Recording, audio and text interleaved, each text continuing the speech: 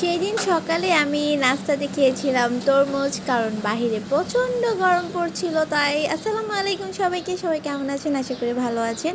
আজকের ভিডিওটি আমি সকালে নাস্তা দিয়ে শুরু করলাম। কারা কারা তরমুজ খেতে পছন্দ করো অবশ্যই কমেন্টে জানাবা। তো আমি আবার অত বেশি পছন্দ করি না, তারপরও খাই, যেহেতু গরম। ফ্রিজ থেকে ঠান্ডা ঠান্ডা তরমুজ খেতে কার না ভালো লাগে।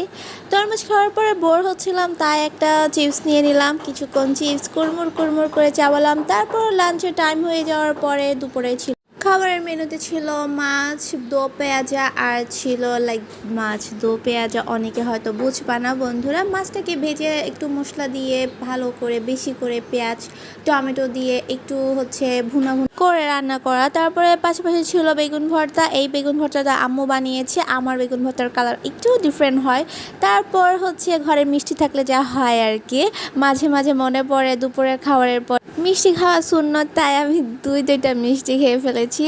এরপর দিয়েছিলাম লম্বা একটা ঘুম। তারপর বিকেলে নাস্তায় আম্মু স্যুপ বানিয়ে দিয়েছিল। স্যুপটা অনেক বেশি মজা হয়েছিল।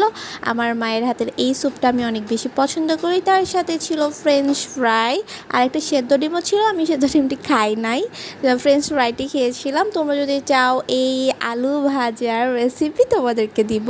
কেন যে আমরা এত সুন্দর আলু ভাজাকে ফ্রেঞ্চ ফ্রাই বলতে চাই বুঝি না, যদিও মজা হয়েছিল সব কিছু।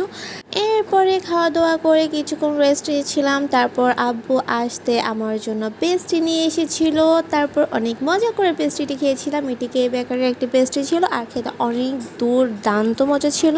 কারণ কে বেকারি মানে সুপার সুপার অনেক বেশি মজা হয় কেক। তারপরে ওখানকার সব আইটেম আমার অনেক বেশি মজা লাগে। তারপর খেয়েছিলাম অলওয়েজ আমার ফ্রিজে থাকে একটি কোন খেয়েছিলাম। তারপর একদম রাত 10টার দিকে ডিনারে খেয়েছিলাম 1 গ্লাস দুধ। সবাইকে আসসালামু আলাইকুম আর অসংখ্য ধন্যবাদ আমার ভিডিওটি দেখার জন্য।